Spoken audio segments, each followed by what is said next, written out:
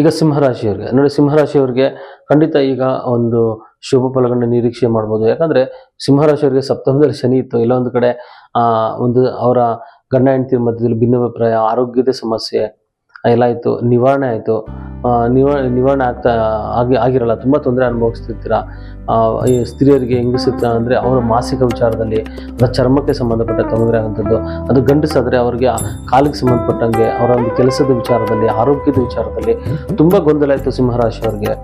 ಆದರೆ ಎಲ್ಲ ಒಂದು ಕಡೆ ಈಗ ಅಷ್ಟಮಕ್ಕೆ ಶನಿ ಹೋಗೋದ್ರಿಂದ ಎಲ್ಲೊಂದು ಕಡೆ ಅರ್ಧಾಷ್ಟಮ ಶನಿ ಕೂಡ ನಿಮಗೆ ಅದು ನಿವಾರಣೆ ಆಗುವಂಥ ಸಾಧ್ಯತೆಗಳು ಇರುತ್ತೆ. ಆದರೂ ನೋಡಿ, ಸಪ್ತಮದಲ್ಲಿರುವಂಥ ಶನಿ ಅಷ್ಟಮಕ್ಕೆ ಬಂದಾಗ ಸ್ವಲ್ಪ ಮಟ್ಟಿಗೆ ಇಲ್ಲೊಂದು ಕಡೆ ರಿಲೀಫ್ ಅಂತ ಸ್ವಲ್ಪ ಮಟ್ಟಿಗೆ ಉಸಿರು ಬಿಡುವಂಥ ಸಾಧ್ಯತೆಗಳು ಇರುತ್ತೆ. ಅಷ್ಟಮದಲ್ಲಿ ಶನಿ ಬಂದರೂ ಕೂಡ ನಿಮಗೆ ದ್ವಿತೀಯ ನೋಡುವಂಥದ್ದು ಮತ್ತೆ ನಿಮಗೆ ಸ್ವಲ್ಪ ಅನಾನುಕೂಲತೆ ಇರುವಂಥದ್ದು ಕಾಣ್ತಿದೆ. ಅಂದರೆ ಮೊದಲಾಗಿನ ಶುಭ ಫಲಗಳು ಅಂತ ಹೇಳೋದಿದ್ರೆ ಖಂಡಿತ ನಿಮಗೆ ಆ ಸಪ್ತಮದಲ್ಲಿ ಶನಿ ಇತ್ತು ಅಂದರೆ ಎಲ್ಲೊಂದು ಕಡೆ ನಿಮ್ಮ ಒಂದು ಪ್ರೇಮದ ವಿಚಾರ ಆಗಲಿ, ಲವ್ ಮ್ಯಾರೇಜ್ ಆಗುವಂಥ ಸಾಧ್ಯತೆಗಳು ಇರುತ್ತೆ.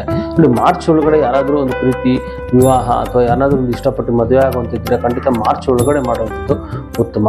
ಇದ್ರ ಜೊತೆಗೆ ವ್ಯಾಪಾರ ವ್ಯವಹಾರಗಳಲ್ಲಿ ಖಂಡಿತ ನಿಮಗೆ ಸ್ವಲ್ಪ ಮಟ್ಟಿಗೆ ಅನಾನುಕೂಲತೆ ನಾವು ಕಾಣ್ತಾ ಇದ್ದೀವಿ. ಇದ್ರ ಜೊತೆಗೆ ನೋಡಿ, ಮುಖ್ಯವಾಗಿ ನಾನು ನಿಮ್ಗೆ ಹೇಳೋದೇನೆಂದರೆ ಸಪ್ತಮದಲ್ಲಿ ಶನಿ ಇತ್ತೆ, ಇವಾಗ ಅಷ್ಟಮಕ್ಕೆ ಹೋಗುವಂಥದ್ದು. ಜೊತೆಗೆ ಈಗ ನಮಗೆ ಗುರು ದಶಮದಲ್ಲಿ ಇರುವಂಥದ್ದು, ದಶಮದಲ್ಲಿದ್ದರೆ ಚತುರ್ಥನ ನೋಡುವಂಥದ್ದು. ಎಲ್ಲ ಒಂದು ಕಡೆ ಸಿಂಹರಾಶಿಯವರಿಗೆ ಮನೆಯಲ್ಲಿ ಒಂದು ಶುಭ ವಾತಾವರಣ ಇರುತ್ತೆ. ನೋಡಿ, ದಶಮದಲ್ಲಿ ಗುರು ಇದ್ದರೂ ಕೂಡ ನಿಮಗೆ ಸ್ವಲ್ಪ ಮಟ್ಟಿಗೆ ತೊಂದರೆನೇ ಕೊಡುವಂಥದ್ದು. ಎಷ್ಟೋ ಜನ ಹೇಳ್ತಾರೆ ಕೇಂದ್ರದಲ್ಲಿ ಶುಭ ಗ್ರಹ ಇದೆ, ಖಂಡಿತ ಉತ್ತಮನೇ.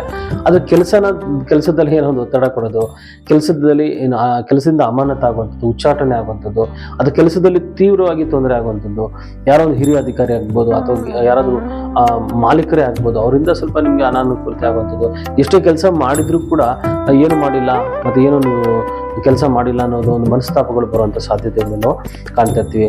ಆದರೆ ನಿಮಗೆ ಗುರುಗ್ರಹ ಏನಂದರೆ ತದನಂತರ ಗುರುಗ್ರಹ ನಿಮಗೆ ಲಾಭ ಸ್ಥಾನದಲ್ಲಿ ಬರುವಂಥದ್ದು. ಖಂಡಿತ ನೋಡಿ, 12 ವರ್ಷಕ್ಕೆ ನಂತರ ಮತ್ತೆ ಗುರುಗ್ರಹಕ್ಕೆ ಪಂಚಮಾಧಿಪತಿಯಾದಂಥ ಗುರು ನಿಮಗೆ ಲಾಭಕ್ಕೆ ಬರುವಂಥದ್ದು. ಅಷ್ಟಮಾಧಿಪತಿ ಆದರೂ ಕೂಡ ಪಂಚಮ ಭಾವನ ನಾವು ಲೆಕ್ಕ ಹಾಕಿದ್ರೆ ಲಾಭ ಸ್ಥಾನದಲ್ಲಿ ಬರುವಂಥದ್ದು. ನೋಡಿ, ಯಾವುದೇ ಗ್ರಹ ಲಾಭ ಸ್ಥಾನದಲ್ಲಿ ಬಂತು ಅಂದರೆ ಹೆಚ್ಚಿನ ಶುಭ ಫಲವನ್ನು ನಾವು ನಿರೀಕ್ಷೆ ಮಾಡೋದು. ಅದರಲ್ಲೂ ಸಿಂಹರಾಶಿಗೆ ಪರಮ ಮಿತ್ರನಾದಂಥ ಗುರುಗ್ರಹ ಲಾಭ ಸ್ಥಾನದಲ್ಲಿ ಬರುವಂಥದ್ದು. ಅದು ದಿವಸೋಬ ರಾಶಿಯಲ್ಲಿ ಬಂದಾಗ ಏನಾಗುತ್ತೆ ಅಂದರೆ ಒಂದಕ್ಕಿಂತ ಹೆಚ್ಚು ಅಂದರೆ 3, 5 ಅಷ್ಟು ರೀತಿಯಲ್ಲಿ ನಿಮಗೆ ಅನುಕೂಲ ಕೊಡುವಂಥದ್ದು, ಲಾಭಗಳನ್ನು ಕೊಡುವಂಥದ್ದು. ಸ್ನೇಹಿತರಿಂದ ಆಗಲಿ, ಮಕ್ಕಳಿಂದ ನೋಡಿ, ಮಕ್ಕಳಿಂದ ಅನುಕೂಲ ಆಗುವಂಥದ್ದು. ಇಷ್ಟು ದಿವಸ ತಂದೆ ದುಡ್ದಾಕಿರ್ತಾರೆ, ಯಾವಾಗ ಪಂಚಮಾಧಿಪತಿ ಲಾಭದಲ್ಲಿ ಬಂದಾಗ ಏನಂದ್ರೆ ಮಕ್ಕಳಿಂದನೂ ನಿಮ್ಗೆ ಅನುಕೂಲನೇ, ಮಕ್ಕಳು ದುಡ್ದು ನಿಮ್ಗೆ ತುಂಬಿಕೊಡೋಂಥ ಸಾಧ್ಯತೆಗಳಿರುತ್ತೆ. ಅದು ಪ್ರೇಮಿಗಳಿಗೂ ಒಂದು ಉತ್ತಮವಾದ ಸಮಯ ಅಂತ ಹೇಳುತ್ತೆ. ಮತ್ತು ಹೊಸದಾಗಿ ಸ್ನೇಹಿತರು ನಿಮಗೆ ಪರಿಚಯ ಆಗುವಂಥದ್ದು, ಮತ್ತು ಗುರುಗಳ ಜೊತೆ ಒಂದು ಹೆಚ್ಚಿನ ಬಾಂಧವ್ಯವನ್ನು ಹೊಂದುತ್ತೀರಾ. ಗುರುವಿನಿಂದ ಏನೊಂದು ನಿಮಗೆ ಒಂದು ವಿದ್ಯೆಯನ್ನು ಕಲಿಯುವಂಥ ಸಾಧ್ಯತೆಗಳು ಕೂಡ ನಾವು ಕಾಣ್ತಾ ಇದ್ದೀವಿ. ಅದ್ರ ಜೊತೆಗೆ ನೋಡಿ, ರವಿ ಗ್ರಹಕ್ಕೆ ಸಂಬಂಧಪಟ್ಟಾಗಿ ನೀವು ರವಿ ಗ್ರಹ ನೋಡಿ ಜನವರಿ ಮತ್ತು ಮಾರ್ಚ್ ಮತ್ತು ಜೂನಲ್ಲಿ ನಿಮಗೆ ಖಂಡಿತ ನಿಮಗೆ ಶುಭ ಫಲಗಳನ್ನ ನಿರೀಕ್ಷೆ ಮಾಡೋದು. ಅದರ ರಾಜಕೀಯದವ್ರಿಗೆ ಯಾವ್ದಾದ್ರು ಒಂದು ಶುಭ ಕಾರ್ಯಗಳು ಅಥವಾ ಯಾವ್ದಾದ್ರು ಒಂದು ದೊಡ್ಡ ಮಟ್ಟದಲ್ಲಿ ನೀವು ಏನಾದರೂ ಒಂದು ಮುಂದುವರಿಬೇಕು ರಾಜಕೀಯದಲ್ಲಿ ಅಂತ ಹೇಳಿದ್ರೆ ಒಳ್ಳೆ ಮುಹೂರ್ತ ಅಂದರೆ ನಿಮಗೆ ಜನವರಿ, ಮಾರ್ಚ್ ಮತ್ತು ಜೂನಲ್ಲಿ ನಿಮಗೆ ಒಂದು ಒಳ್ಳೆ ಶುಭ ಒಂದು ಸಮಯ ಇದೆ. ಆ ಸಮಯನ ನೀವು ಯೂಸ್ ಮಾಡ್ಕೊಳ್ಳಿ. ಮತ್ತು ನೋಡಿ, ಬುಧ ಗ್ರಹನೂ ಅಷ್ಟೇ ನಮಗೆ ನೋಡಿ ಗುಪ್ತಧನ ಬರುವಂಥದ್ದು. ಎಲ್ಲ ಒಂದು ಕಡೆ ಬುಧ ಅಷ್ಟಮದಲ್ಲಿ ಬಂದಾಗ ಗುಪ್ತಧನ ಬರುವಂಥದ್ದು, ಒಂದು ಒಳ್ಳೆ ಫ್ರೆಂಡ್ಸ್ಗಳು ಸಿಗುವಂಥದ್ದು, ಹೆಚ್ಚಿನ ಮಟ್ಟದಲ್ಲಿ ಲಾಭಗಳು ಬರುವಂಥದ್ದು ಕೂಡ ನಾವು ಕಾಣ್ತಾ ಇರ್ತೀವಿ. ಅದರಲ್ಲಿ ನೋಡಿ, ಮಾರ್ಚ್, ಏಪ್ರಿಲ್, ಸೆಪ್ಟೆಂಬರ್ ಈ ಒಂದು ಸಮಯದಲ್ಲೂ ಕೂಡ ಹೆಚ್ಚಿನ ಲಾಭಗಳನ್ನ ನೀವು ಗಳಿಸುವಂಥ ದಿನಗಳು ಕಾಣ್ಬೋದು. ಅದು ಹೆಚ್ಚಿನ ಮಟ್ಟದಲ್ಲಿ ಯಾವುದೋ ಒಂದು ಬಿಸ್ನೆಸ್ ಮಾಡಿರ್ತೀರ, ತುಂಬ ದಿವಸದಿಂದ ಅದು ಹಣ ಬರ್ತಾನೆ ಇರೋದಿಲ್ಲ, ವಿಳಂಬ ಆಗ್ತಾ ಇರುತ್ತೆ, ಅಂಥ ಒಂದು ಲಾಭಗಳನ್ನ ನೀವು ಸಿಂಹರಾಶಿಯವರು ಪಡೆಯುವಂಥ ಸಾಧ್ಯತೆಗಳು ನಾವು ಕಾಣ್ತೀವಿ.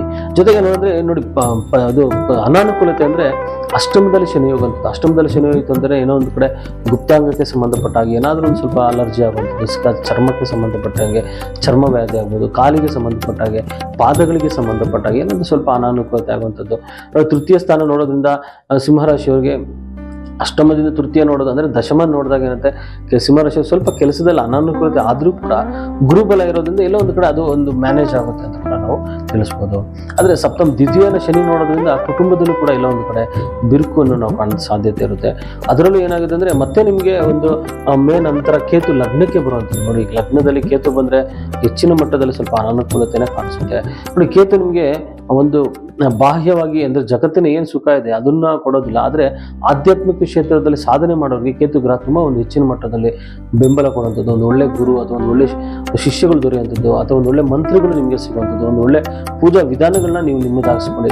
ನೋಡಿ ಖಂಡಿತ ಲಗ್ನದಲ್ಲಿ ಕೇತು ಬಂದಾಗ ಏನೋ ಒಂದು ಸಾಧನೆ ಮಾಡೋಕ್ಕೆ ಕೇತು ಬಂದಿರುತ್ತೆ. ಮೋಕ್ಷಕಾರಕ ಕೇತು ನಿಮ್ಮ ಲಗ್ನದಲ್ಲಿ ಇರುವಂಥದ್ದು, ಲಾಭ ಸ್ಥಾನದಲ್ಲಿ ಗುರು ಇರುವಂಥದ್ದು, ಖಂಡಿತ ನಿಮಗೆ ಆಧ್ಯಾತ್ಮಿಕ ಕ್ಷೇತ್ರದಲ್ಲಿ ಸಾಧನೆ ಮಾಡೋದು ಒಂದು ಒಳ್ಳೆ ಸಮಯ.